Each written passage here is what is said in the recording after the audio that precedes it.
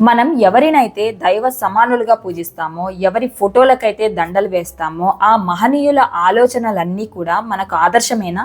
ఈ రోజు మనం చెప్పుకోబోయే విషయాలు వింటే మీరు నిజంగా షాక్ అవుతారు.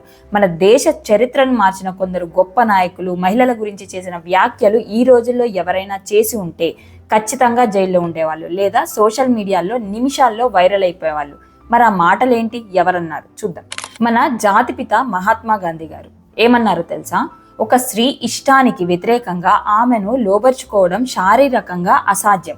ఒకవేళ ఆమె తనను తాను కాపాడుకోలేకపోతే ఆ అగౌరవం కంటే చనిపోవడమే మేలని, ఆమె పవిత్రతే ఆమెకు చనిపోయే శక్తిని ఇస్తుందని అన్నారు.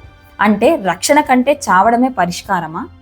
ఇక లోకమాన్య తిలక్ గారి విషయానికి వస్తే, ఆయన దృష్టిలో మహిళలు ఆస్తిపాస్తులు లేదా పశువులతో సమానం. ఆడపిల్లలు ఎక్కువగా చదువుకోకూడదు, అలా చదివితే వాళ్ళు తమ అసలు బాధ్యతలు మర్చిపోతారని ఆయన వాదించారు.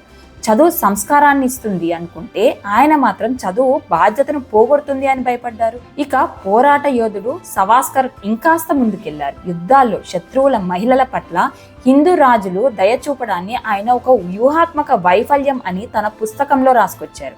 అంటే మహిళలు యుద్ధంలో కేవలం ఒక వస్తువులా? ఇక మన మొదటి రాష్ట్రపతి డాక్టర్ రాజేంద్ర ప్రసాద్ మహిళలు విడాకులు, ఆస్తి హక్కులు ఇచ్చే హిందూ కోడ్ బిల్లును ఆయన పార్లమెంటులో వ్యతిరేకించారు.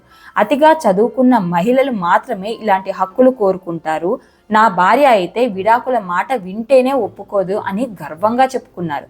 కానీ ఆయన తన భార్యను ఎప్పుడైనా ఆ మాట అడిగారా? ఇది ఇప్పటికే ఒక ప్రశ్నార్థకమే. నిజమే, ఆ కాలం వేరు, ఆ పరిస్థితులు వేరు అని మనం సమర్థించుకోవచ్చు. కానీ గడిచిన 77 ఏళ్లుగా మనం ఏం చేస్తున్నాం? మన నాయకుల గొప్పతనాన్ని మాత్రమే చూస్తూ వారిలోని ఇలాంటి లోపాలను కప్పిపుచ్చుకుంటున్నాం. గుర్తుంచుకోండి, నాయకులను గౌరవించడం వేరు, వారి తప్పుడు ఆలోచనలను కూడా నెత్తిన పెట్టుకోవడం వేరు.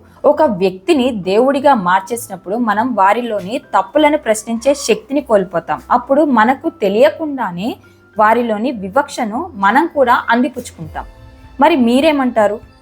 గొప్ప వ్యక్తులైనా సరే వారి తప్పుడు వ్యాఖ్యలను మనం ఎండగట్టాలా, లేక చారిత్రక సందర్భం అని వదిలేయాలా?